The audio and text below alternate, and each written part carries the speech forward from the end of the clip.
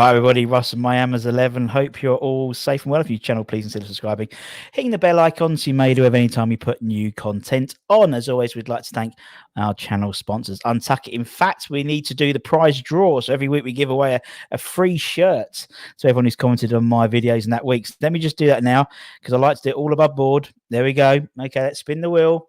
Let's see who's won a free Untuck It shirt. There we go. Would it be Christmas come early for Steve? Yep, Steve Rochford. So Steve Rochford, and get that sent out to you straight away. Right, let's get out of this. Okie dokie. So obviously we're here for another episode of my Hammers Greats, where we basically take some time to talk about one person. One player. So we've done Steve Potts, we've done John Hartson, and today we're going to do Trevor Sinclair, Tricky Trev himself. And as always, I'm joined by my lovely partner in crime, Mr. Martin Godleman. How are we, Martin? How are we? Very, very well, Russ. We're winning ugly at the moment. We've won ugly 3 times, and it feels really good. It does, doesn't it? It's really weird, isn't it? It's like when West Ham sort of win ugly, and you know, for too often we've played really rubbish and lost, but now we're sort of playing rubbish and winning. What's going on? What's going on? No idea, but it's fabulous, fabulous. And of course, who do you want to face when you're on a run like that? But the team who haven't conceded a goal away in 7 games, is it Manchester? You know who United? Although we got a great record against them at London Stadium, one of the few top sides we've done well against. We do, and it's it's great, and I'm looking forward to it. Obviously, we'll be there with another 2,000 people. Yes, 2,000 people.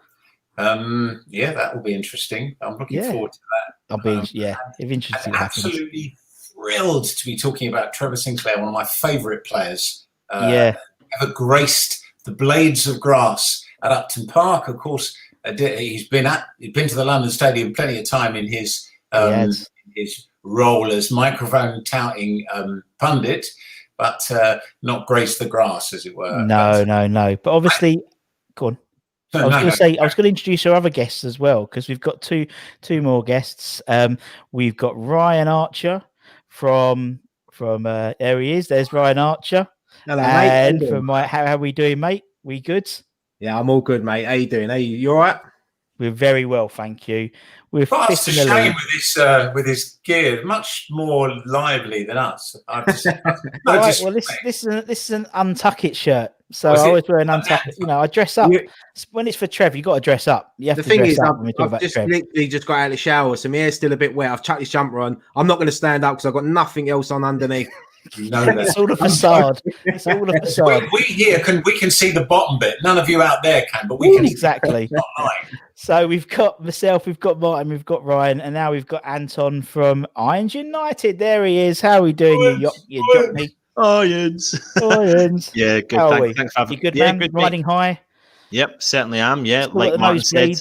Still got nosebleeds because not used to this type of altitude on the league table at the moment. So winning ugly, but we're winning, and it's 3 points, and I'm happy. Yeah. So I thought you said you still got the most weed. I thought you said that. Most weed? No. Nosebleed. Yeah, the nosebleeds. It's it's all that sort of where you've got what's it when you go too high up, you get altitude sickness, and I've had it all. And we can go higher. We go third on Saturday if we win, Martin. Oh, stop it. Don't. You've ginked it. There we go. No, you don't do that. I do that. If I say anything that I get told off if I'm mentioning these, I can't even speak about. If I say something, it's going to go wrong. So, Russ, can you mute Martin then? Yeah. To be honest, mute. Just press the mute button. This is behind. We'll remove the fourth wall. Through the screen. I always mute Martin for a lot of the game, to be honest. Don't I? Because you just like yeah, so he gets muted quite a lot. I've actually got another guest because there's 4 of us. I've got another guest. You might have heard of this guy. We are going to be talking about him all day. It's Trevor Sinclair. Mr. Trev, how are we doing? He's only put you on so that they don't say anything nasty about you. Because they can't now because you're there. Can I just say an apology to Trevor because I went for Daniel Dubois last week and he went for Joe Joyce and he dug me out on Twitter. I'm sorry, Trevor. I should have listened to you, mate. Leave a little bit on you. Well, can I say he's a fitter guy, isn't he? We're going to see the great man, some of the great man's genius in a moment. But as you know, what I always do before we show this, I did a terrible one versus Hartson. I set you up with a little mind play for the 10 minutes of action we're going to see before we see Trev doing all his magic over the seasons. This is a mind play for all of you there and for all of you out there in cyberspace. Now it's a bit of a tricky one in that the theme being Tricky Trev. This is tricky, and as we know, Trev began his career at Blackpool and did the hard yards at Blackpool, scored plenty of goals. I've got the notes, but I'm not going to look at them now. But we've got a little quiz, a little kind of parallel thing going on here. We're talking top level football. That's my clue. Okay, top level football, and we're going to pick one of Trev's sides, which was Blackpool. And I'm going to pick 3 sides. I'm going to look at Blackpool, Leicester City, and Fulham. Okay, no disrespect to any of those 3 sides, certainly not to Leicester, who have won the Premier League in the past. But just make a little note of those 3 sides: Blackpool, Leicester City, and Fulham. We're mentioning Blackpool because of Trev. And those 3 sides managed to do something at the top level that Chelsea, Arsenal, and Manchester City couldn't do. Okay, Blackpool, Leicester and Fulham, and Chelsea, Arsenal and Manchester City couldn't do it. Didn't even get close. But Blackpool, Leicester and Fulham, heads held high. That's your quiz question, which you can be ticking over while we're having a look at Trev's magic. Okay. There you are. I don't see any eyes going bing. You're going to get... Don't send anything in yet, by the way, guys. If you're out there and you've worked it out, don't send anything in yet because we want people to keep guessing. No idea. All right. Okay. So as I said, Chelsea, Arsenal, Man City. Chelsea, Arsenal. Okay. All right. Okay. Thanks, Martin. So we've got some highlights of Trev's career, obviously. Then we'll talk through it in a bit more detail. So we'll show that now. And I'm sure Mr. Trev will have a tear in his eye watching these. There's some great. You never scored a tap in, Trev. It seemed at West Ham. Never a tap in. It was always something different. Yeah. A scorer of great goals, not a great goal scorer. Right, let's get this so we can watch it and enjoy Mr. Sinclair in all his glory. One of Harry Redknapp's best ever buys for West Ham United happened in the 1998 January transfer window when Redknapp traded Northern Ireland internationals Ian Dowie and Keith Rowland plus £2.3 million for Queen's Park Rangers 24-year-old midfield talent Trevor Sinclair. Sinclair's goal of the 96-97 season against Barnsley in the Cup had announced his talent on the footballing stage, and with QPR's relegation to the Championship the year before, he was now keen to head to higher climes. In his very first game for the Hammers against Everton at Upton Park at the end of January 1998, Sinclair put in an unforgettable performance. Just over 10 minutes gone, still no score. Oh, Sinclair, the debut man, just signed from Queen's Park Rangers, and it took him just under the 10 minutes, in fact, to open his account as a West Ham player. Berkovic. Well, Sinclair's done well. Berkovic! Sinclair!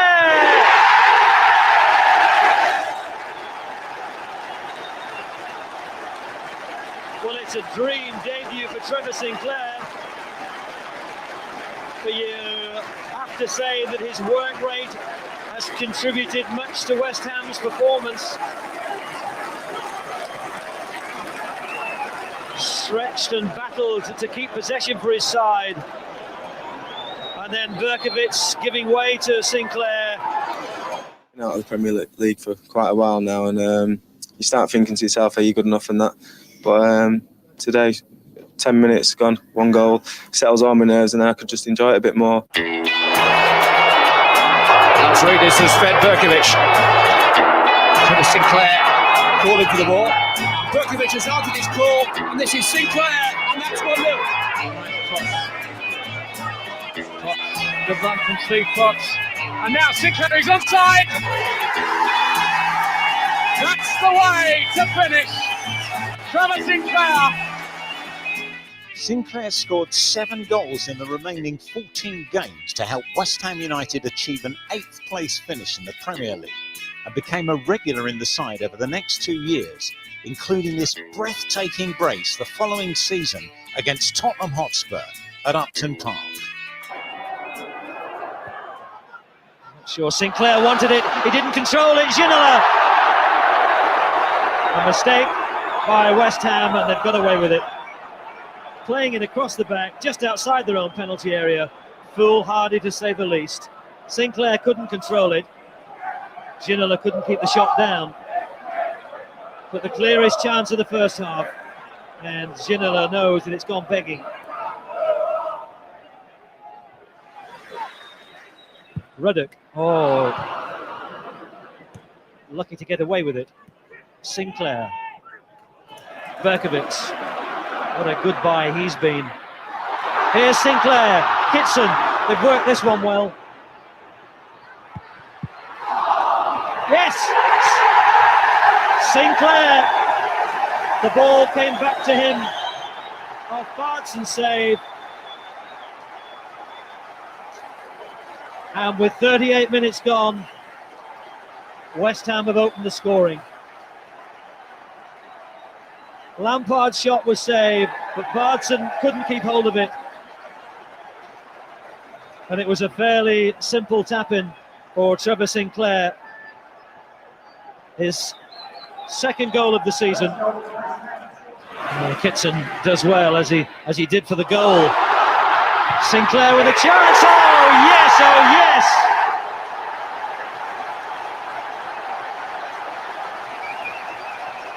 Just over 1 minute played in the second half. West Ham move into the comfort of 2 goals. Beautifully released by Kitson. And didn't he take it well from just outside the penalty area. With the outside of the right foot.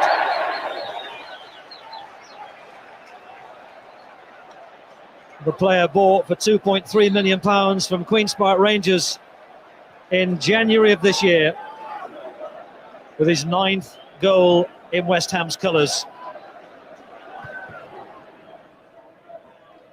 Lazaridis, Lomas, Sinclair. Here's Ian Pearce. Back to Sinclair. It would have been a spectacular way to secure your hat-trick.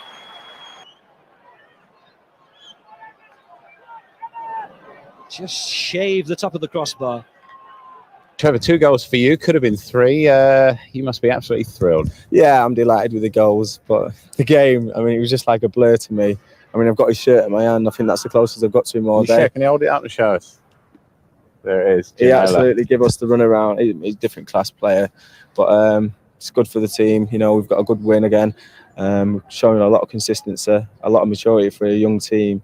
You know, and it's just like happy times at the Hammers at the moment. Take us back to the beginning of the second half, because you came out and Spurs were still in the dressing room, really, weren't they? When you scored, you got the ball was played out to you, and you hit a beautiful shot. Well, I mean, the gaffer said, you know, we can't sit back on 1-0. We've got to get at them. And that's what the lads went out to do. We didn't want to sit back and take the pressure for like 45 minutes because we would have lost the game. So we've gone out and I think it's a little bit of a counter attack. I've made a run out to the line and cut inside, and Paul's played a great ball. I mean, Sol was closing on me, you know what I mean? So I had to hit it first time, and I've just caught it like deliciously. A serious knee injury ruled Sinclair out of the final 4 months of the 2000 to 2001 season. His absence coincided with a loss of form for the team, and by the end of that season, manager Harry Redknapp had moved on. Sinclair recovered in time for the 2001-2 season and featured 34 times under Glenn Roeder, often on the left wing, as he won his bid to play at the World Cup for England in 2002 in that position.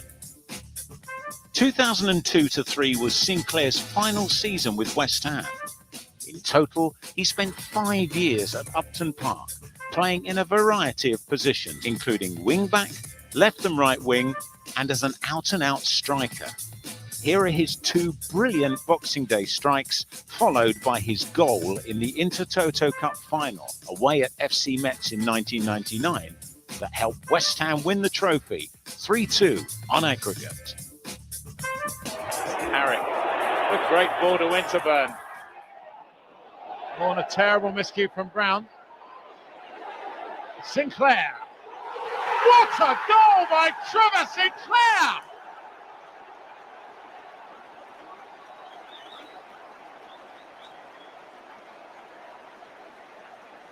Well, he scored some brilliant goals in his time, but that must be a contender for goal of the season.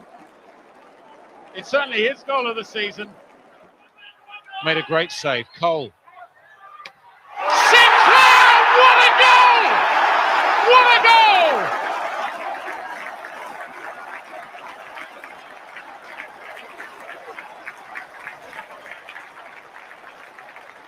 Quickly taken corner. This touch from Cole, and watch this piece of magic from Sinclair. Whoa!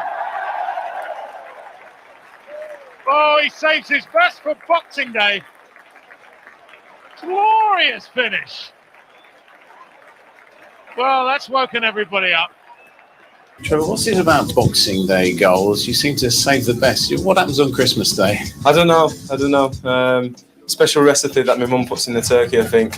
No, I mean, I've not scored this season's first goal, and I've been doing the lads' heading as well. But come close a few times, and I see it come over. I scored running training this week, and the lads were going mad, so I thought I'd give it another go, and it luckily I caught it well. Were you aware that you were standing just a few yards from where? Usually you find players have a certain skill that they're particularly good at. Paul Kitson is when it's coming over from the left and lets it come across his body, and he volleys it in, and that's really my specialty. So I was quite confident when he was coming over that I was definitely going to give it a go, and if you connect well from how close it was, it's pretty much a good chance that you're going to score. This is Defoe. Got Cole with him. Sinclair.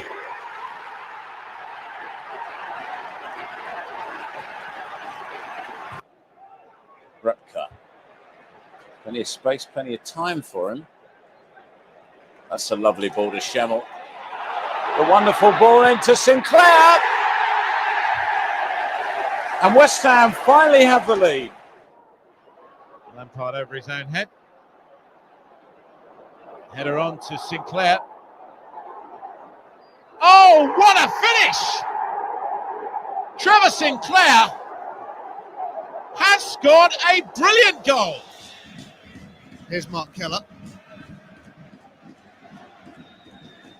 Picked on by Paulo. One shot to Keller, who'd love to get a goal here against the old enemy for him.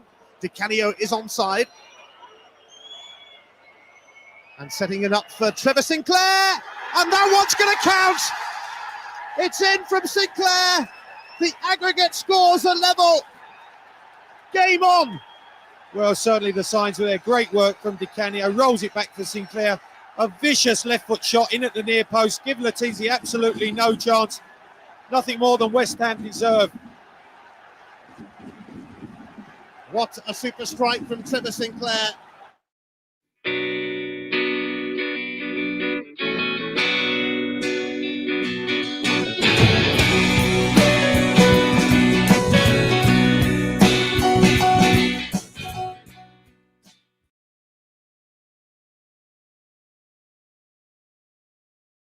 Let me unmute myself. There we go. I was watching that, and all I could see was Trev just smiling from ear to ear with every one of those goals. Oh, They took his pass out to Di Canio. They snipped that out. They snipped it out, Martin. That was copyrighted. They snipped that band out, unfortunately. But anyway, Can I just say the point I was trying to make that they stole from us was that you were standing, Trev, on exactly the same spot where Di Canio scored that goal against Wimbledon the previous season when you scored against Derby, because you hit the pass to him right in that thing, and Whoa, have to get your breath back up. I'll be honest, I was thinking I wish I'd have bet some of Trevor's mum's turkey if I could play that good. What a player. Unbelievable. Some great memories. Yeah, it was brilliant, man. Brilliant, man. But yeah, I could see you were like, and Trevor, you ain't changed a bit. I'll be honest, with the interviews, I was like, there ain't. No, I don't think so, mate. Young. But it was nice. It was nice to see, obviously, I made a few goals. And yeah, it was some special players that I played with. I mean, I seen Isle at the beginning, Isle Berkovic. What a wonderful football player he was. You know, I think he goes under the radar a little bit how good he was technically. You know, 5-a-side, 8-a-side games before match days in training, whatever side he was in, if he was on it, that team would win. That's how significant a player I thought he was. And yeah, a lot of people forget how good he was. Thing I was surprised at looking through all the footage, because it took forever to narrow it down. I've been keeping poor old Russ. I said, Russ, have you got that footage yet? I can't narrow it down. I don't know which one's not to put in. There's one you score with a header where you head it down into the ground and it bounces up over the keeper. But that actually, there will be better ones than that. But yeah, it's just all these goals, and he's right. Apart from about the only tapping you ever scored was the very first goal you scored, that first goal against Everton. But you had a habit of getting goals very early on at the beginning of the second half and in the first 5 minutes of a game. It's like, I always thought that idea of you woke up quicker than anybody else. Also I didn't want to get in trouble. Sorry, Trevor, I missed that. I didn't want to get in trouble. I just want to start the game. I think you started the game sloppily. It helped you you could relax once you'd scored. But I was surprised also at how many assists Paul Kitson had for you. I didn't believe that for a minute. I started adding them up.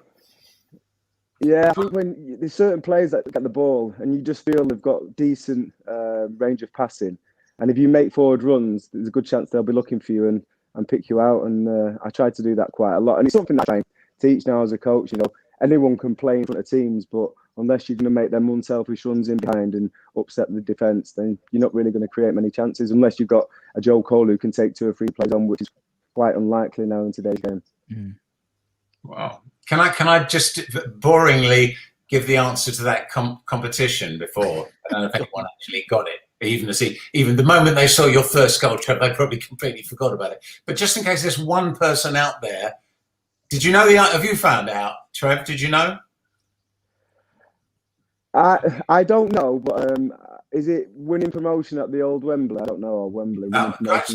Good guess. That's kind of lateral thinking, but it isn't that. The clue was in top level football. So if you're talking top level, you're talking World Cup, aren't you? And the answer is that what Blackpool, Leicester and Fulham had that Chelsea, Arsenal and Manchester City didn't have was a player in the England side in the 1966 World Cup final. And Blackpool's player was? So Stanley Matthews. None of you guys were even born then. Alan Ball. Alan Ball. Alan Ball, yeah. What am I talking that was the thing. Oh, bless. Was Jimmy not in the team as well? Or he was in the squad. He was in the squad, but he didn't play. I don't think he might have played in one of the early games, but he didn't play in the knockout section. Right. Well, there you go. It's kind of weird with Trevor here, though, because we can't talk about you behind your back, Trev, because you're here. well, see, Trev's right. What we don't know is go on. I was about to say, Trev's got I'm a Celebrity to catch up on. So he was when I said it was 9 o'clock, so he's probably Sky Plus. No, Trev's got a bit of money, Sky Q probably. And so, but Trev's gonna talk about. I've purchased a few of these old tops. A few of these old tops, and I want to raffle. Yeah, I'm going to sign it with a nice silver marker, and I want to send it to someone for Christmas. And you're going to tell everybody what the charity is for, aren't you? Yeah, we're going to do it for the new and recorder toy appeal as part of the raffle. So, top man, Trev, top man. So yeah, we'll do that. And send it out before Christmas. Lovely, mate. All right, guys, thank you, mate. Go on, you go. Merry Christmas. Go on, you go and watch. Trev, proper legend, mate. You are a legend. Not worthy. Right, Trev, before you go, can I just say something? Not very often as West Ham fans Oh, he's going to go. No, don't Trev, wait. Give Anton 5 minutes. Go on, Anton. Go on. When you signed for the club, it was the same feeling I had, and probably most people my age had, was the same feeling when we signed players like Tevez. Like, you were so up there, like, in people's estimation. So when you signed for the club, I remember going round like it was like Christmas Day, absolutely buzzing, mate. So thanks for the best memories I've got. And like I said to Russ before I came on, I tried to find my Sinclair 8 top. I couldn't find it, so I'll need to go up to my mum's loft and get it. But total legend. Fit in that, mate. Come on, you couldn't fit in that now. No disrespect, but yeah. But I mean, Trev, bless him. The shirts you had were pretty baggy. Look at those shirts you was wearing were proper baggy. Those Dr. Martin ones. But yeah. Anyway, go on, mate. Go and watch Shane Ritchie. Join the raffle. Yeah. Go on, mate. Cheers, buddy. Go and watch Shane Ritchie. See you later, mate. Cheers. Appreciate it. Take care, Trev. Bye-bye. Wow. Well, that was a nice surprise, wasn't it? What a coup, Russ. This is how your program and your channel is going up and up. This is why you've always got to tune in. This is why you've got to subscribe and hit the bell icon, because anyone could turn up. Like now, I'm bringing now. David Gold on line 3. Yeah, exactly. Yeah. Okay. Go on then, Martin. I apologise. That was a proper fanboy moment. No, Anton, man. I'm the same as you, Anton, though.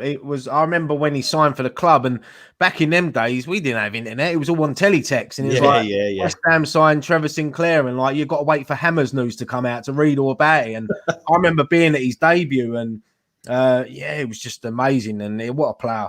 Even watching them highlights back there, that was why he was in my Hammers 11 all day long. He was one of the first days on the team sheet.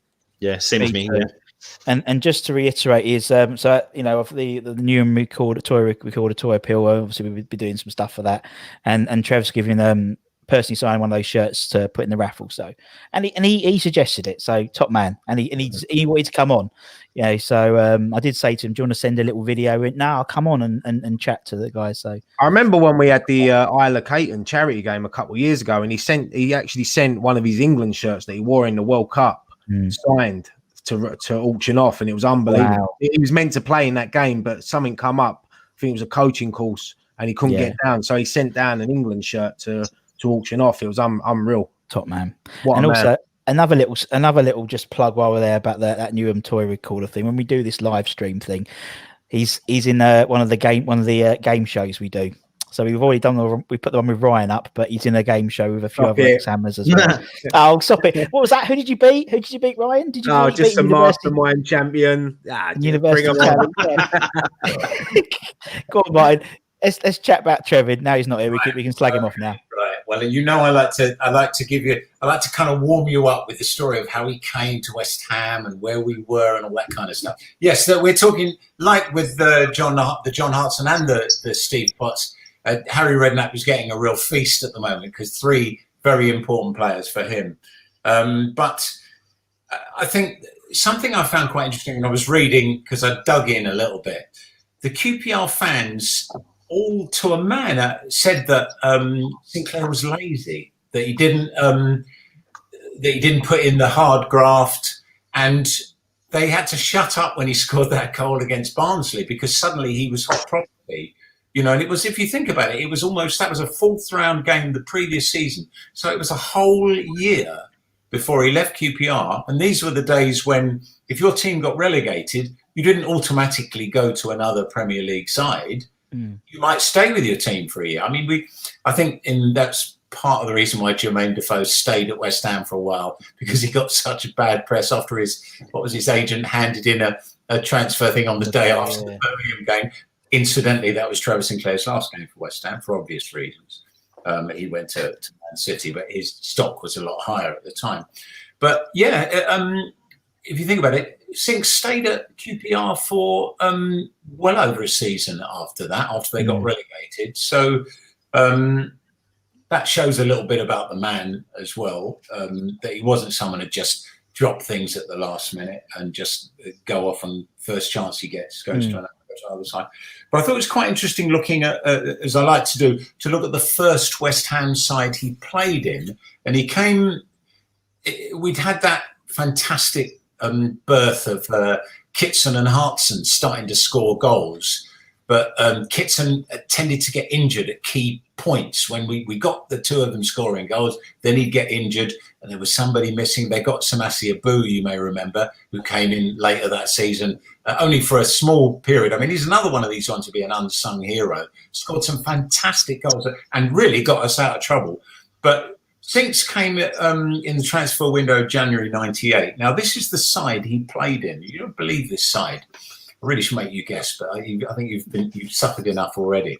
So you got Craig Forrest in goal, Tim Breaker, Stan Lazaridis, Steve Potts, Rio Ferdinand, Ian Pearce, Steve Lomas, captain, Frank Lampard still there, John Hartson, Berkovich, or Berkovitz, as Tony Gelber called him, and that's the 11. He came into that side, and also he would have linked up with Andy Impey, you may remember, who was a first teamer for a while, mainly the previous season, but he was still in the squad. So Sinks would have had someone that he would have known. That really would have been something I'd like to ask him about, Impey. So if I read that side out to you, with no disrespect to all those players, and you've clearly got some fantastic players there, it doesn't sound like Harry's greatest side. Now, if I tell you the side that he played in when he left, 5 years later, he's still there. Look at this. There's only one player still in that side, Steve Lomas. All the other players in 5 years are different. Wow. James, Glenn Johnson, Rufus Brevitt, Thomas Repka. It was a great pass. It was a great pass. He did one of them goals. Oh. Yes, it was good. Christian Daly, Jermaine Defoe, Les Ferdinand, another ex-QPR player who played for the last half of that season, Freddie Canute, whose injury probably cost us staying up, and Joe Cole, substitute Paolo Di Canio. This was when Roda wasn't playing Paolo Di Canio at the end of the season. I'm sure you remember that. So, every one of those players, Johnson, who was to go on to Chelsea.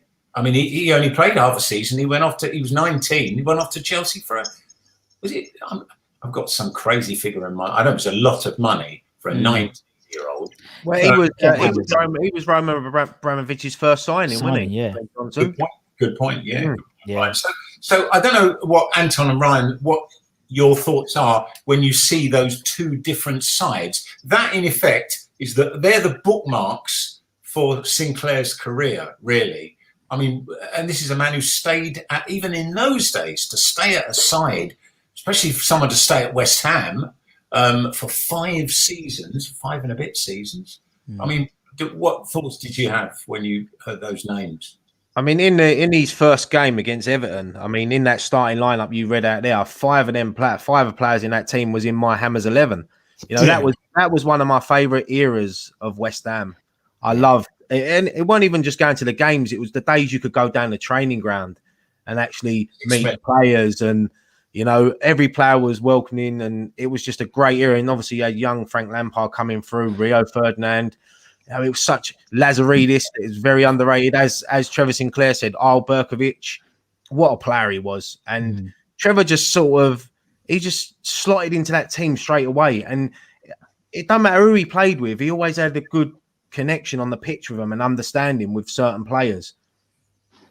He was so like versatile as well. Like he was like, I know you said that he didn't do a huge amount of tap-ins, but he actually did do a couple. He had that element of being a fox in the box when he needed to be. But apart from that, he would score wonderful goals. But like Ryan said, most of those players you've named there, half of them were in my starting 11, my Hammers 11, because it was my era as well. But that, I mean, you've just got to look at the second goal that Sinclair scored against Everton. Like the work rate, the absolute powerhouse. I mean, he wasn't a big guy, but he drove forward, and Berkovich link-up play, and he just wasn't going to give up that ball, and he scored it. He's just a quality player. It's true. And we had, and funny enough, like yesterday, I was on the Hammers, American Hammers Network, on their Hammers Shots quiz show thing. And one of the questions was, how many transfers did Harry Redknapp do in his period at West Ham? And it was, exactly. And it was 58, apparently, 58 transfers in those 7 years or whatever. And you could tell your two teams, Martin, it's like completely different bar Stevie Lomas. Incredible. By the way, I'm on the leaderboard. I won. Good. So you should. Yeah. Was he Redknapp's greatest signing? Because that's the next player. There's another player I'm going to come on to in a moment. Another player whose career he played. He started before it and finished with it. The end of. Come on. Who do you reckon Redknapp? If it wasn't Sinclair, who was Redknapp? Paolo. Di Canio. Of course. Oh, well, yeah, but Hartson, with all due respect to John Hartson, who we bigged up majorly, and he deserved it for all his fantastic goals in that brilliant season. Yeah. Di Canio, at every point, he took a chance on him for £1 million. Di Canio was hated by everybody, really everybody. Even the Sheffield Wednesday fans hated him. And people thought, I mean, I don't know what you two thought. What did you two think? Ryan and Anton, what did you think when you read Redknapp has signed? I know this is Trevor Sinclair. Trevor, we're linking with you because you, after all, you were half of the reason Di Canio was so good. I'm going to make that point in a moment. Ryan and Anton, what did you think when Redknapp signed? Honestly, no lies, when Redknapp signed Di Canio? Well, I mean, I live up in Scotland, so I knew a lot about him from his time when he was at Celtic. I don't support any Scottish football team. My only team's West Ham, but I knew a lot about him. You couldn't help but see him everywhere. But, I mean, I was excited. Listen, at the time, we couldn't go and sign players at high values, etc. So to get a quality player for that price, albeit, yes, he was controversial, I mean, I was excited. He never gave me the buzz that Trevor Sinclair did, to be fair. I was excited, but I was definitely not as excited as what we were when we signed Trevor Sinclair. But what a player. Are we still listening on the catch-up? Did you know what Anton just said there? Yeah, he just messaged me. Yeah. It's true, though. Sorry. I'll be honest. When we signed Di Canio, I'm just glad there weren't social media around in them days because could you imagine the stick Harry Redknapp would have got, and West Ham would have got for signing someone like Di Canio? But I'm so glad that we took a chance on Di Canio because he turned out to be such a legend for West Ham, and for the money we paid for him. And I still remember his debut at Selhurst Park when he had a full white away kit on. He come on, and after about 10 seconds, he was kicked in the mud by a Wimbledon player, and the fans just took to him straight away. Yeah, but we signed him alongside Foy. Yeah. Made his same game. Yes. Yeah. Quality signing as well. What did you think? About one of those things with Di Canio, I mean, and I think that's probably why he has such an affiliation with the club and why we love him. And I can see why he loves us just as much because we saved him, really. That's the way I see it. We saved him from the football mire. You know, he pushed over that referee. You know, he was a good player at Sheffield Wednesday. Him and Carbone. Remember Carbone? Peter Carbone. They were like, and they were good. But moving to West Ham, he then, you know, over that period of time, he then was in the same sort of breath as Zola, Bergkamp, a Premier League great, let alone a West Ham great. And we resurrected. And to be fair, I think that's what we did with Trevor as well. You know, Trevor's, you know, when we interviewed him for My Hammers 11, he said, you know, to be honest, I was floundering at QPR. Jerry Francis had left. My mates had left. I wasn't enjoying my football. And West Ham came in and again, just shows the man that Trevor is. He didn't think he was going to get in the team when he turned up at Chadwell Heath. And he was like, you know, that's why he comes on and does things like that, you know. I mean, obviously, we've got 2,000 fans going back to the ground on Saturday. He's one of the pictures around the legends around the outside of the ground. I took a picture and sent it to him and said, look, Trev, you're on there. I think he's next to Rio. He's might be next to Bobby Moore or something like that. And literally, it's like, you know, it surprised me how touched he was, the fact that he was recognized like that and like doing things like this. And I don't think he realizes the impact he made, particularly during my time, because it was like, you know, he was the only player my granddad knew, because anyone who was black and was a West Ham player who did something good was Trevor Sinclair. Could have been Shaka, could have been, you know, it was Trevor Sinclair. And so I've always had this sort of, he's in my 11 as well, and he's just a top bloke, and he was, as I said, you know, he'll always be on those highlight reels when you can play them because of the pass. which Ian Foyer takes full credit for. In my interview, without his right foot, Di Canio would never have scored that goal. Yeah, exactly. And as Ryan said, though, it was during that era where you could get close to the players, and you used to come out of the stands and you'd go to the entrance where it was just the little gates that were at waist height, and the players would walk to the car park and they would walk through the fans. And that's, I met him several times, and he always gave as much time as he possibly could to all the fans, and that always sticks in the brain as a kid growing up. Do you know what I mean? So I think a lot of players back in that era did, and I think Harry Redknapp was a big part of that, and Frank Lampard Senior as well. They felt the fans were, because they grew up as West Ham fans, and they wanted the fans to be involved. You could just go down to the training ground at Chadwell and talk to the players, stand by. I remember players turning up, and before they even got out of their car, I'm putting an autograph book in their face, and no one ever said no one ever said oh, go away or whatever. They was just happy to stand there and talk to you. Yeah. They'd probably be frightened these days that someone would have a phone, getting a picture of them. I don't want it. I wanted to ask the three of you whether you thought I might have any truth in this idea I had that Sinclair was one of the very, very first players at the top level to score a goal with if you like, with his leading foot. That when he scores against Tottenham, when he talks about Sol Campbell was coming. But I mean, the players do it all the time now in the Champions League. But you remember the one I'm talking about, the second goal against Tottenham. Yeah. He hits it with the wrong foot. You're not expecting him to hit with that one. You think he's going to hit with the left. But he actually hits as he's going in on his right. And the keeper, it's just that split second that the keeper's wasn't ready for it.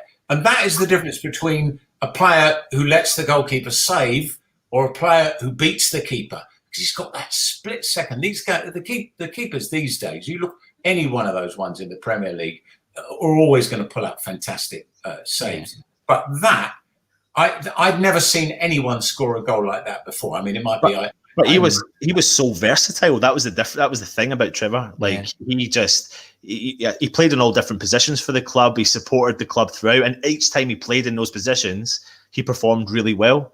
And I had no doubts remotely that he could switch his feet, no problem at all, even though it wasn't his leading foot. But he's just next level. I mean, that goal against Tottenham, I remember that game, because I remember going home, and that winning that game put us up to second in the table at that point. Yeah. And back in them days, like I grew up with a lot of mates that supported Arsenal, Man United, Liverpool, and they never experienced West Ham I never experienced West Ham being second in the league before, but as a kid, I was buzzing. And like you said, I remember watching Match of the Day, and he hits it on the outside of his foot, top corner. What a goal. Yeah. And weirdly, Tony Gubbert doing the commentary again. What are the chances of that? He did the commentary on the Spurs game and on the Everton game, even though he couldn't work out that it was Lampard who'd done the shot. He's just gathering his ideas together by the time they're actually scored. But and he played. Yeah, you're right, Anton. He played in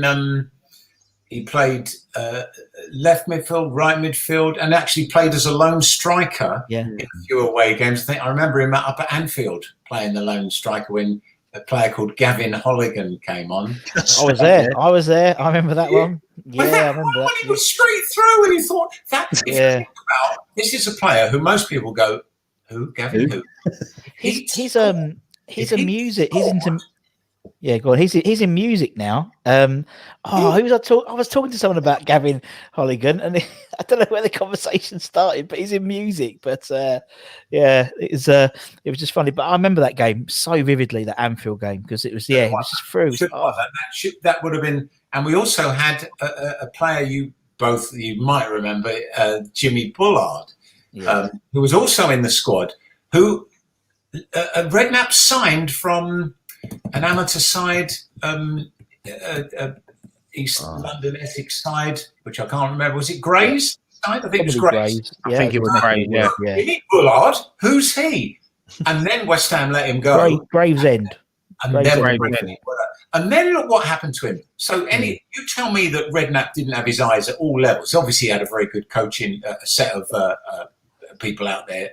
Look at his little spies around the grounds. But those are two players who didn't make it at West Ham, not originally anyway, Bullard and Holligan. But as you say, Holligan found a career move. I wasn't expecting to hear that.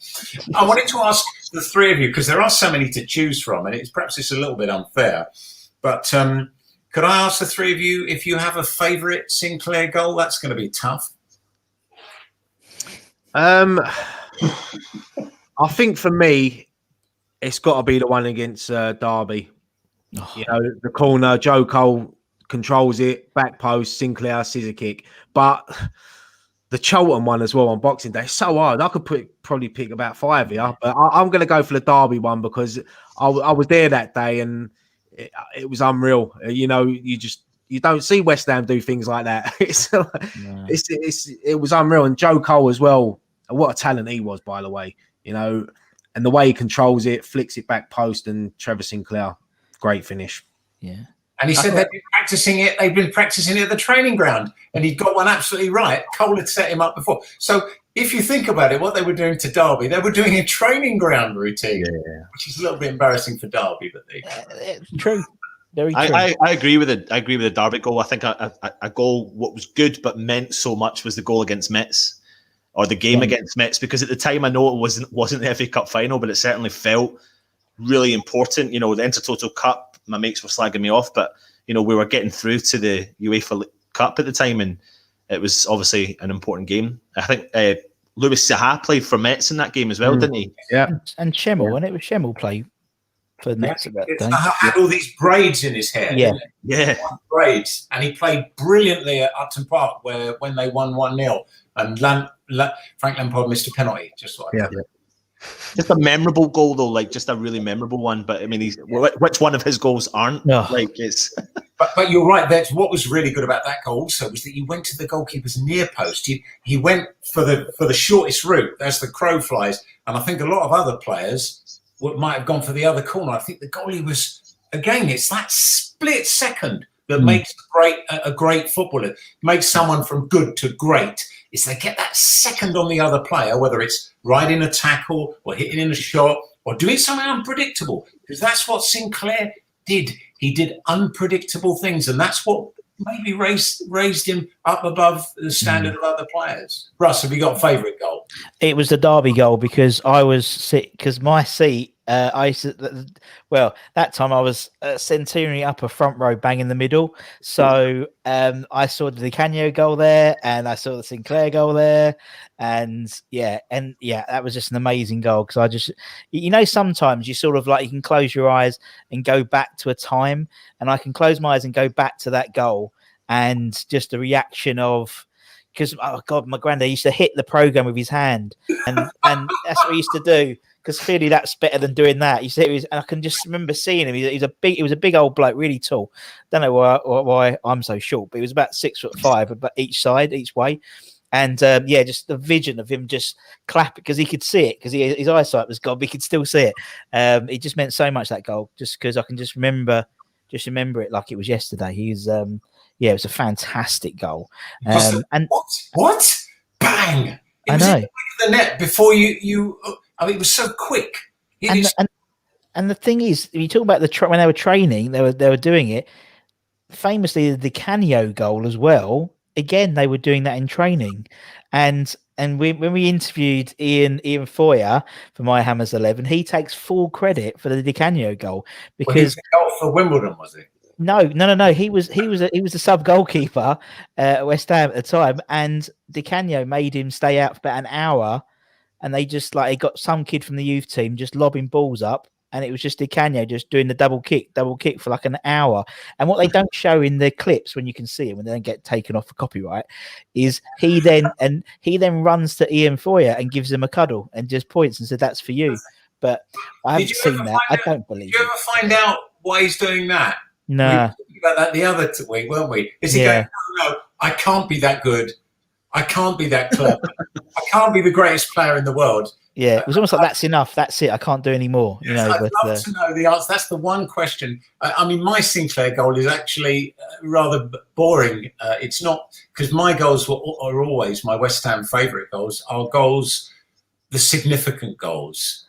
Yeah.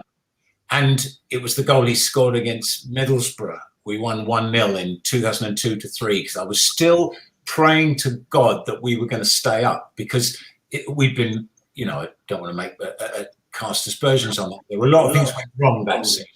A lot of things went wrong.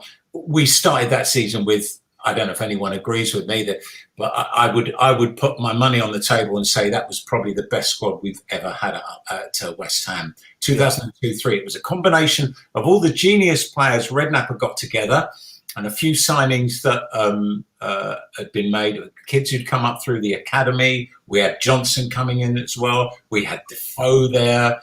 We had James and we had Hislop when we didn't have James. So we had a good back line there. We had Rufus Brevett. We had experience as well. Repka coming through.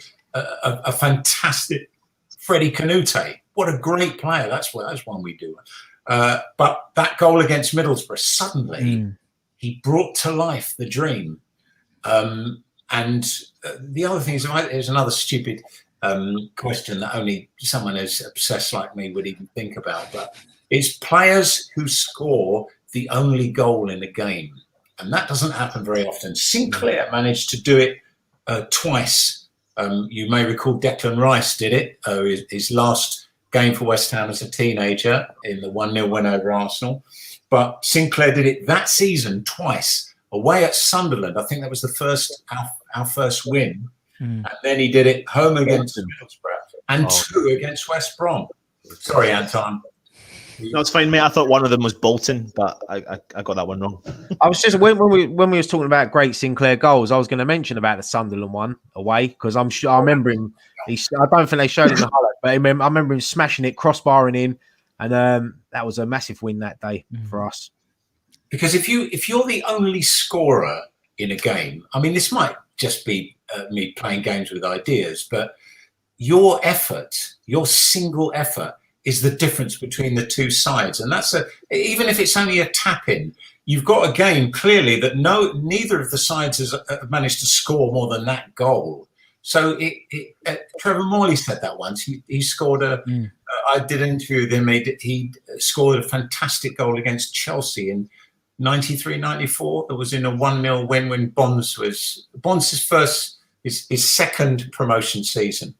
And where he really got the best out. I think Morley scored 16 that year. And Morley said that was his favourite goal because it was Chelsea, but because it was the only goal. They had Jones and Wise playing from that day. So that's probably me at the age of you two, you three young uns, I should say.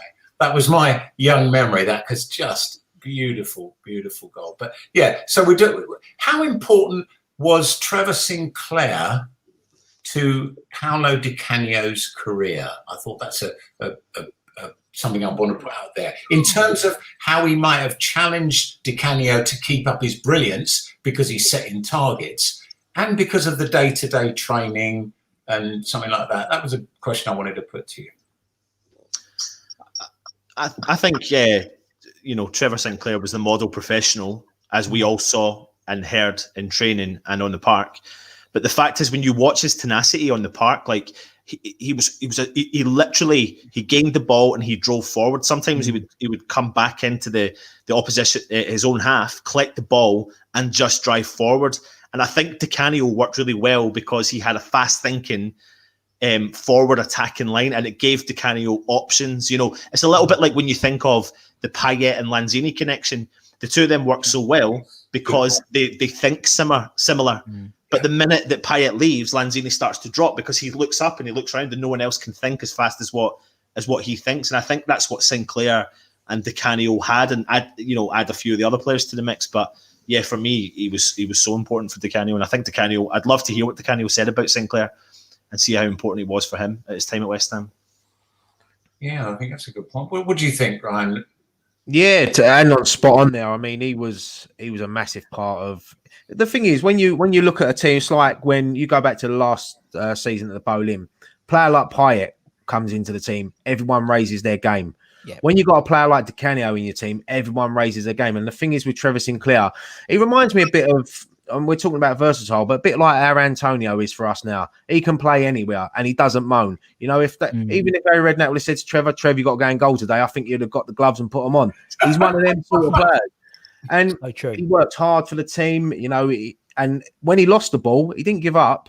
He made sure he went and got that ball back, you know, or at least try to get it back. And that's why the fans, especially at that area, because Upton Park was so tight, and the fans would tell you, we would tell players exactly what we think of them, and they always raise their game. Honestly, all the players, and I think the players respected that in a way, you know. And yeah, as for Di Canio, I think Di Canio become a better player because of players like Trevor Sinclair. You always think, like, you know how Di Canio always had you on the edge of your seat, and Sinclair was a skillful player. But the fact that, like what Ryan said, like he never, ever, ever gave up. And he always had you on the edge of your seat because you were like, he's lost the ball. No, he's won it back. No, he's lost the ball. He's won it back again. Someone else, no, he's won it back. And then he's driving forward. And you're just like, holy, where's this going? But just excitement, just pure and utter excitement, which was great at the time. It's pace, isn't it? I think, you know, it's pace and power with Trev. And I think that's why Antonio is sort of, you know, everyone is a big fan of him because he's got pace and power. And when he's got that bit between his teeth, he's a different beast. And I mean, as you said that, I think as Anton said, that first goal, the second goal against Everton, just the tenacity and the strength to get through that sort of quite tough Everton midfield, you know, just to get through them and still fire a shot. And obviously, you know, got into the England, you know, fought his way from obscurity in the Championship really into the England squad to play in the World Cup. You know, he's heading towards his 30s, and he got in there, and that was something. I mean, I think Danny Murphy got injured. And Hargreaves. There was a few, weren't there? But it was deserved, though. It was totally deserved. Yeah. I mean, with the players around in that era, I think Sven-Goran Eriksson really took to Trevor Sinclair. And I remember back in the 2002 World Cup, you know, West Ham didn't get many players play for England around that time. But I remember how proud I was seeing Sinclair in that lineup against Argentina, you know, and we won 1-0 that day. Beckham scored, you know, all the history with Argentina went on in 98. And to think that there was a West Ham player involved in that game, and I was so proud, you know, it was because it was a team full of Man United players, Liverpool players. You know, you didn't get many West Ham players in the England team, but that was a proud moment. Moment.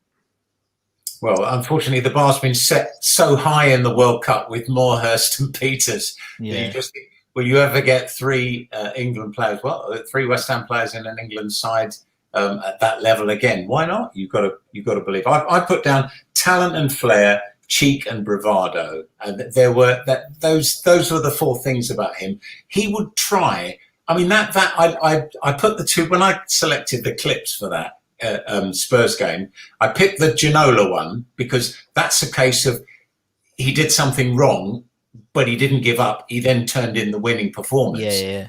And when I entered him, he was talking about Ginola, and you think, hang on, you scored the 2 goals that won the game, mate. Okay, so he ran you round, but you were the difference between the side. And you saw he nearly scored the third. I put that one in. Who would have had the audacity to try a shot from so wide, and he hits the corner of the frame of the crossbar? If that ball had just been 3 inches below, that would have been, well, I think it was lucky for us it wasn't, because if he'd scored that and that had been a hat-trick, he'd have been off at the end of the season. You know, you can imagine Ferguson would have signed him, or someone would have dragged him away. So he did so much brilliance for us, but not quite enough to get stolen, which was great. You know, that was what I thought.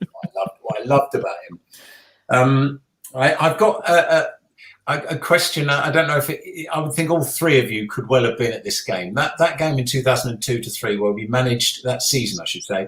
2002-3, we managed not to win a home game until the end of January.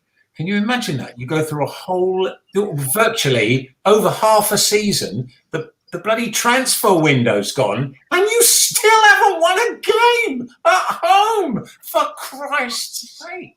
One of the games before that, sorry, you can see, wearing my heart on my sleeve, as always, we played Leeds. I don't know if the three of you were at this game. Uneffing believable game. A game that we should have walked. but a game remembered for the wrong reasons because Trevor Sinclair came out with his mask. That's on, yeah, it's right. Mask, yeah. Crisscross. That was the thing I was disappointed he went because I wanted to ask him about what was the history between you go on like that. Who would have the balls to wear that? He looked like Frankenstein, didn't he? Or, I don't know, but you couldn't even see who he was if you wouldn't have known. Is that you just see his number? Oh, that's Sinclair, and he scored. Yeah. He scored at that game. We lost 4-3. Do you remember? Were you at that game? Do you remember that? I remember the game. I don't think I was at the game, but I do remember the game because he score a header as well. Yeah, it was header, was it not? A header, wasn't it? Yeah. And you think, oh, well, that would be the one thing you wouldn't do if you were wearing one of the cradle things around you. You know, I thought he'd have a trend though, because Harry Kane wore one last season, so Harry Kane's trying to be like a Trevor Sinclair. Too late, too late. Too many seasons, too late. You know, I don't know. Sinclair wannabe. But when you were talking about when we didn't win until January, I remember that game because we beat Blackburn at home. Right. I remember when Defoe scored the win. I remember the noise that night because it was just an unreal night. And I remember a young Defoe celebrating, taking his top off, and he had some big baggy t-shirt underneath. And and to think that we didn't win a home game until then, and we still managed to finish on like 42 points or whatever it was. Most points a team has ever had. Yeah. Got just think, if we'd have got 2 or 3 more home wins that season, we'd have stayed up. Mental, How many? That also is I have a personal gripe about that because I was producing the DVDs that season, and there was an executive decision taken when West Ham got relegated. We're only going to put the highlights of 6 games on, 6 games we won. Well, hang on, guys. I said, you understand what these end of DVDs are for the fans? You give them all the games, and they still want to see them. The ones where they lose, they want to see them. Anyway, this person who shall remain nameless, hopefully he's watching, said, no, they won't want to see that. They only want to see, we'll have the 3-2 at Chelsea. We'll have Di Canio's last goal at Upton Park. We'll have Trevor Brookings' caretaker man. I said, this is a massive mistake. I said, you will cut the sales of that video by 90% if you don't do a proper library match by match. The fans, I said, look, we're supporting West Ham. This isn't bloody Liverpool. We want to see all those games. We like losing sometimes. It feels normal. It feels weird to be, like you said. What did you say, Russ? If we win, we'll be third. Don't say it. And you were saying, Ryan, about when we were second, and someone was saying they took a picture on teletext. It's not something we're used to. So that season, I have to say that was also the last season I did the commentary, and the last thing I commented on, and it's why it's my Di Canio favourite goal, is that goal he scores against Chelsea. And if you the commentary only ever got onto his Di Canio DVD, where I completely lost it, and I was just going, because suddenly the dream was alive again. You know, we had this one last game against Birmingham. We didn't reckon on what's his name scoring for Bolton, but that was the thing. You had Sinclair, you had Di Canio, you had Cole, you had Defoe, you had there he is. Found it. Nice. Oh, it isn't nearly as big as I thought it was. It was. I thought it was like Phantom of the Opera, but it was like goggles. But yeah, anyway, carry on. The only time we've gone down that I believed until the last second that we would make it. I mean, even 2006-07, which I suppose is the greatest escape. You two, how young were you two? The three of you in 2002-03, because I know this affects younger followers much more. Relegation can ruin your whole summer's gone, isn't it? 100%. Yeah. Oh, yeah. Yeah, it was very hard to take. I remember it very well. It was. I was like, early 20s. I think it was. Yeah. It does. It affects you. You know, if you think, because I'm not used to seeing West Ham in Division 1. No, you know, I remember when we played. Was it Preston on the first game of that season in the Championship? When Dave Connolly scored the winner, and you're looking at it and thinking, we need to be back in the Premiership. It's like you're used to the Premiership and you take it for granted. You know, I know there's people that say I'd rather see West Ham playing the Championship and all things. The Premier League's where you got to be. You got to be in the Premier League. It's the best league in the world. Yeah.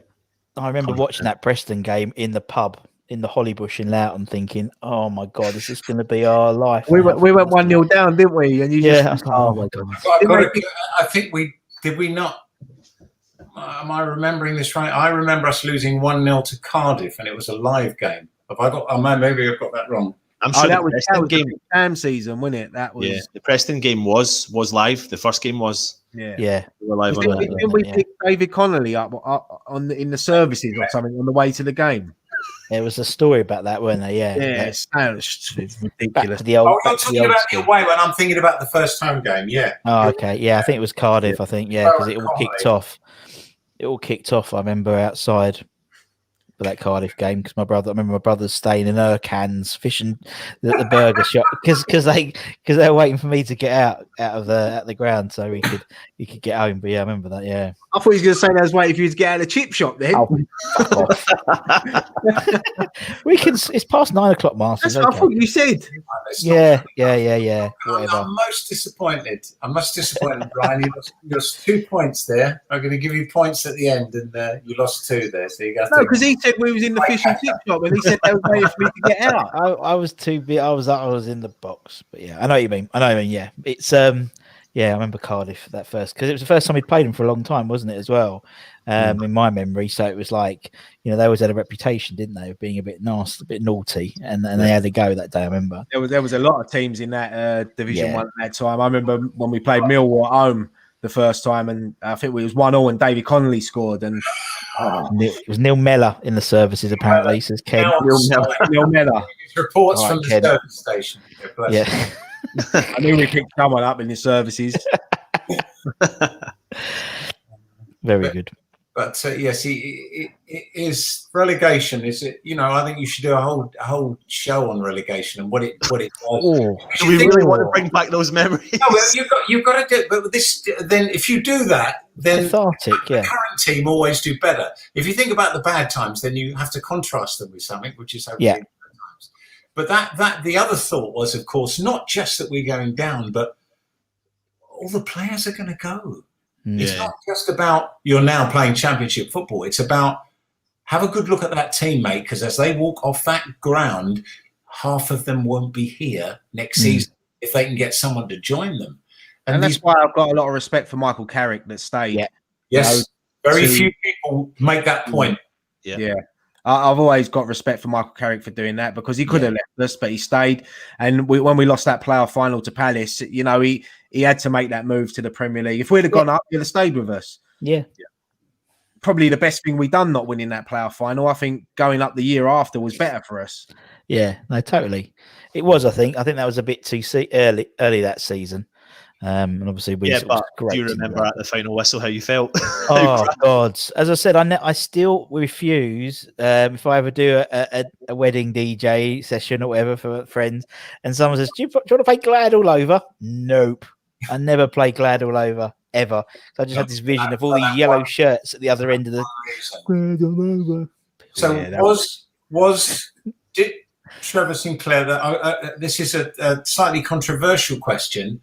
Was Trevor Sinclair the player that we now love and remember him as just because he was a brilliant player? Or was a lot of that to do with him playing in some absolutely brilliant West Ham sides? For me, it was the player because, like I said, I followed his career a little bit at QPR. I don't think you shown the goal he scored at QPR. I mean, everyone was talking about it at the time when you saw it. So for me, when we signed him, I was really excited about him, and straight away he hit the ground running in his first game. So yes, it helps that he's around better players and good players, but you can't take away from the fact that he was one of those best players in that team. Yeah, I think he proved it sort of everywhere he's played, even for England as well. I know when you're around better players, as I said, like with Payet, everyone's sort of up their game. You go back to Martin Noble that season. He upped his game. He should have played for England that season. Yeah.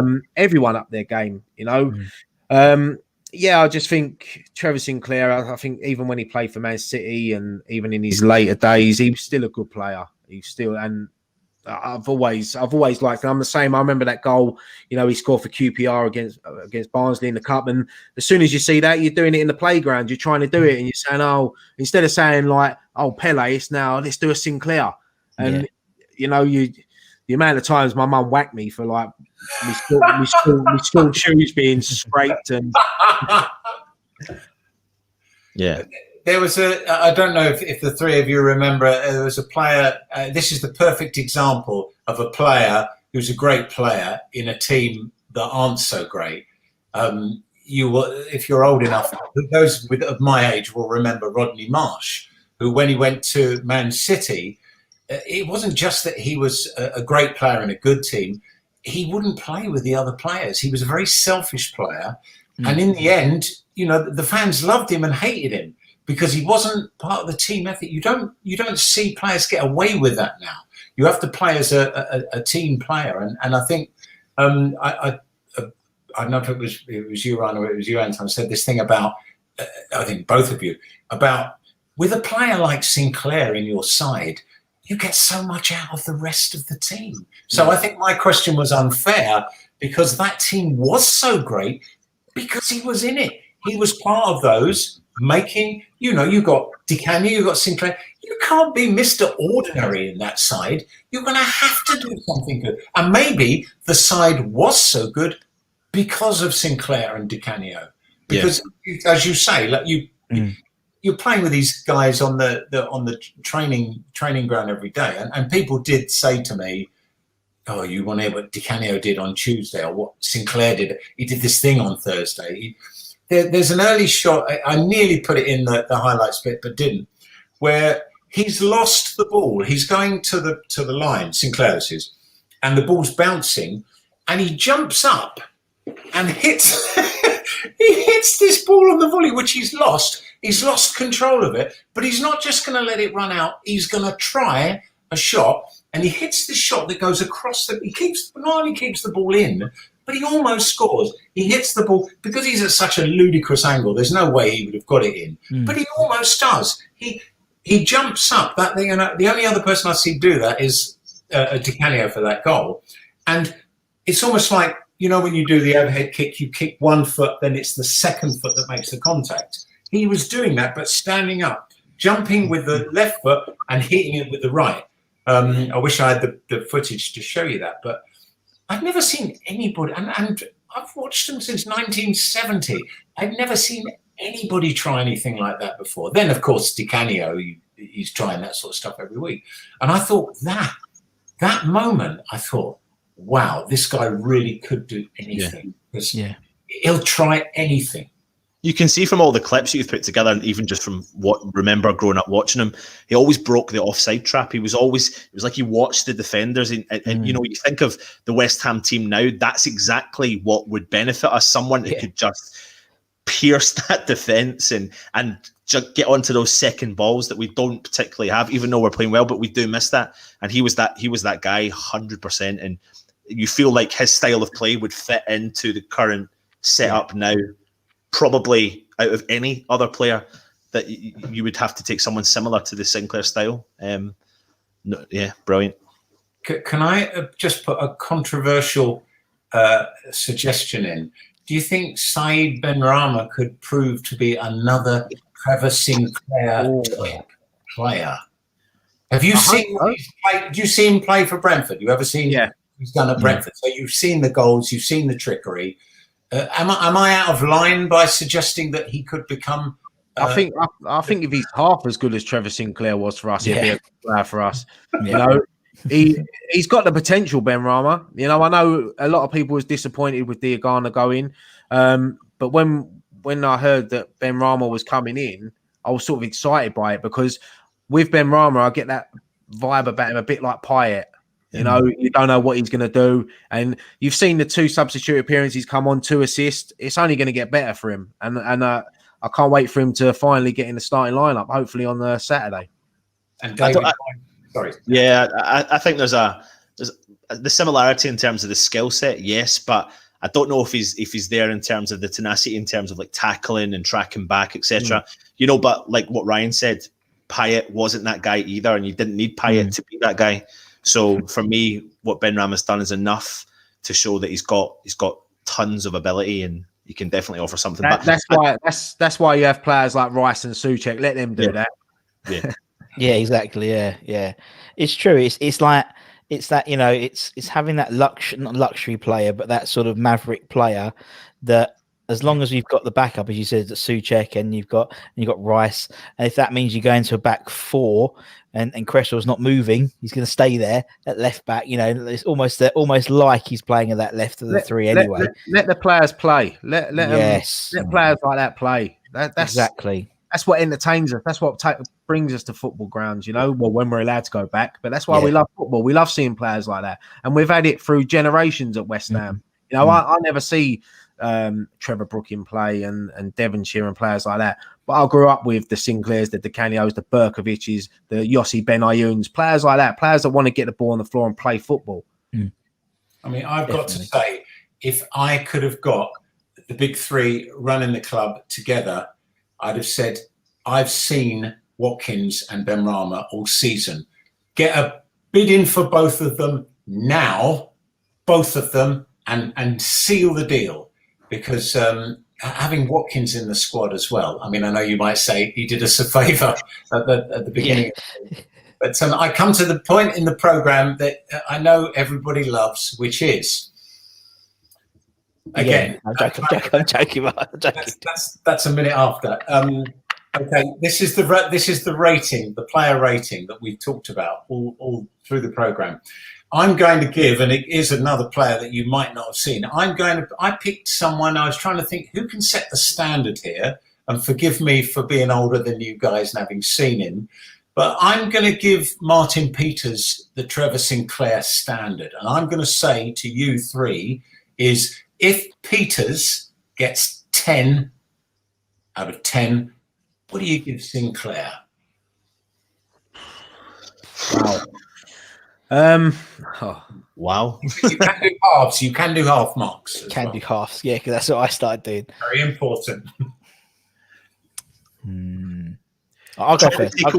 Trying to take away the fact that you've got, he's like one of my favourite players anyway. You know, I might give him an extra half a mark or a mark because of that. And the fact that he's actually been on the show as well. Yeah. He's just donated a shirt for that new toy. Apart from that, you know, that was all part of the plan. I'm going to put him quite high because he's a modern day hero of mine. So he's actually Ben Davis. I'm going to say 8.5 as well. 8.5 out of 10 because just the impact. You know, that was for our generation. That was the most successful period we've been in, and he played a huge part of that definitely. Yeah, it's difficult. I mean, Martin Peters, what a legend, you know, sadly missed. But for me, I'm the same. Trevor Sinclair was my era. You know, I loved him. I still do now. You know, even when he come up on the screen earlier, you go like a little silly boy, don't you? He's your hero. Well, Anton did. Yeah. It's true. They're your heroes. I went straight back to being a kid and looking up to players like Trevor Sinclair, and for me, he was in my Hammers 11. So I'm going to give him a 9. I'm going to give him a 9. Whoa! No one's given a 9 before. That is. Nah. Well, I was going to be. I didn't know you were doing the half, so I was going to say 8 because that was his number. But I'll do an 8.5 as well because he's up there. He's up there with, like you said, Ryan and Russ. He was in my Hammers 11. I grew up in that era as well, and he's given me great memories, absolutely fantastic memories. So top player. I agree. He said Martin Peters has a really high ceiling. I can't compare Sinclair and Peters because it's not fair. Yeah, let's remember Sinclair played for England at a World Cup, so we're not talking about an ordinary player, and that's why I also will give him 8.5, and I think that's the most I've given anyone. That's the most you've given someone. I think you gave. What did you give? You gave Potsy was it a 7 or something like that? 7.5, and I gave Hearts an 8. No one else gave Hearts an 8. I did. You gave him a higher mark. But I was focusing on how electric it was. But it's true. Sinclair has stolen the points, and it might be that he was here. I think that's quite good. This is just a warning to anyone else who we choose. You've got to get on your own program. You get an extra half mark at the end. Russ, Yeah, if you ever exactly. get Julian Dix on here, mate, don't get me on, mate. I'll be. Hi, Julian. Hi, Julian. When I played in that charity game the other Yeah. year, he was my manager, and I was just sitting there looking at him like. That's me with Billy Bonds. Anytime Bonds is anywhere, I can't talk. Yeah. That's just like me with Jonathan Caleri. And the thing is with Julian Dix is he's quite a shy bloke. Believe it or not. Yeah, he's a Julian shy Dix bloke. is quite a shy bloke. So when you're standing there, it's just like he's looking at you like, "What are you looking at?" And I'm like, "It's you, Julian. I love you, man." Can you picture any other club now in the modern day that has a favourite player that was a left back? Like it was just man, yeah. No one. I've seen some great players at West Ham, but no one comes close to Julian Dix for me. Yeah. He'll always be my hero. Yeah, Loved him. Exactly the same. Exactly the same. No, it is. It's Someone got it, Russ. yeah, Zaza. No, yeah, God, yeah. Oh, what's some great players.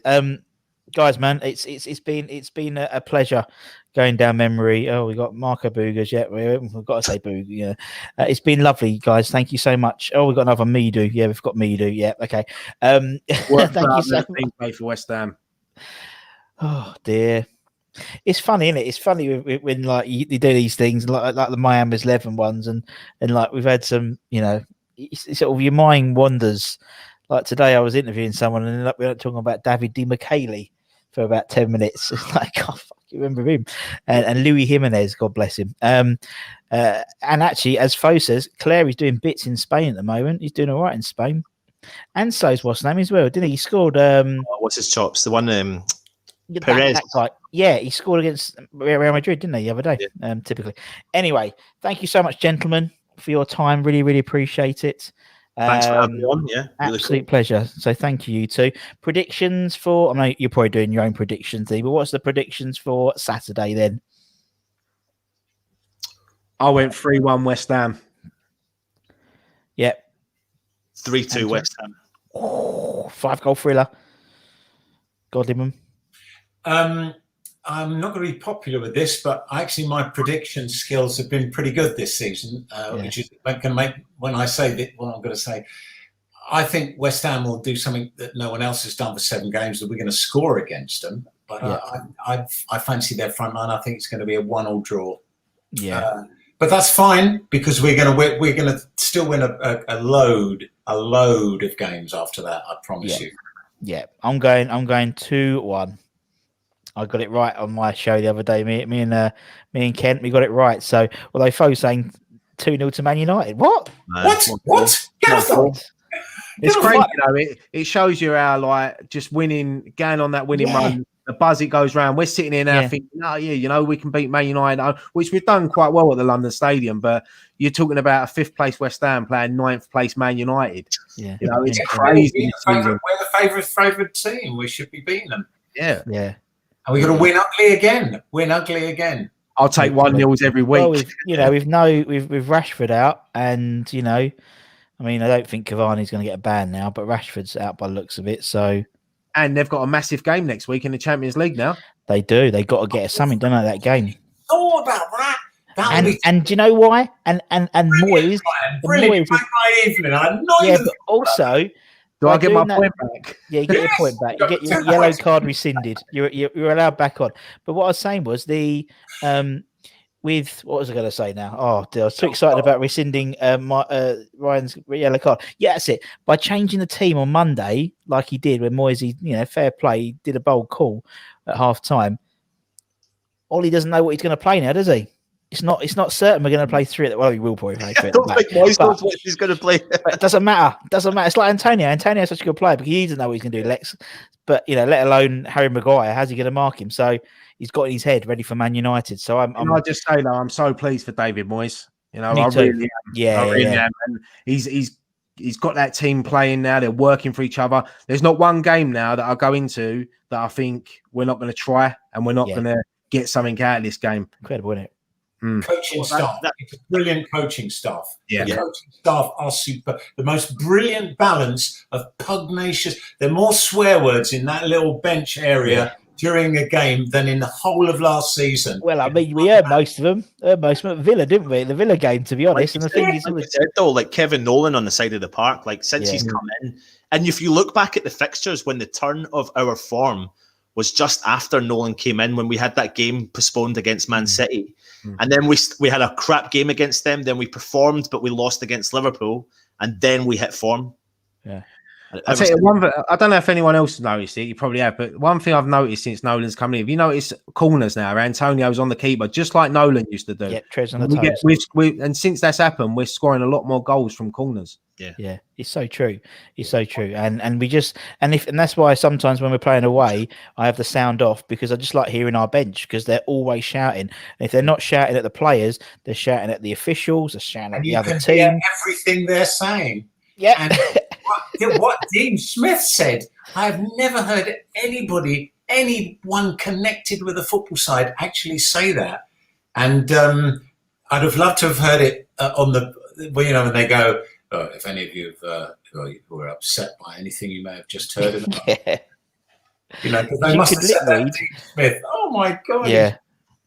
There was some lip reading. You could definitely do some lip reading from Dean Smith, but no, it's very good. And yeah, it's just nice seeing him. It's nice being nasty, isn't it? It's nice just being nasty. We're a nastier side now. You know, we're not a pushover anymore, and that's what I like. But anyway, so thank you very much, gentlemen. Again, another 10 minutes after. Thank you. It's been absolutely lovely. And obviously, thank you to everyone for watching. Like, share, subscribe. Obviously, you already probably share it. You probably subscribe to my West Ham Fan TV anyway. But you know, just help Nicky and Ryan out probably, and because we'll have Friday Night Pint tomorrow. Tomorrow's Friday. Friday. You got to get down on Friday. So Friday weeks ago so quick. It's mental, isn't it? How's a tier? Are you tier 2, Anton? You tier what? Oh, you don't have tiers in Scotland, do you? You know, we're in Yeah, we do. Yeah, we're in a lockdown where I am. Just doing lockdown. Yep. That's part of the reason why they'll have lots of tiers next summer when we beat them in the Euros. But Anton's Ryan, mate, people don't realise, but I'm a travelling England fan. Oh yeah, all right. I'm one of them, though, but I genuinely am. I'm part of the travelling England fans, so it's a confusing one for a lot of people, but yeah. I'll be wearing the England top next summer. Can't wait for the Euros next summer. Yeah. Yeah, well, Scotland might not be in the Union next summer if they get a referendum out quickly enough. Yeah, that's true. As voters, something to think about. They fancy our bench's chances in a ruck. Yeah, major. Anybody.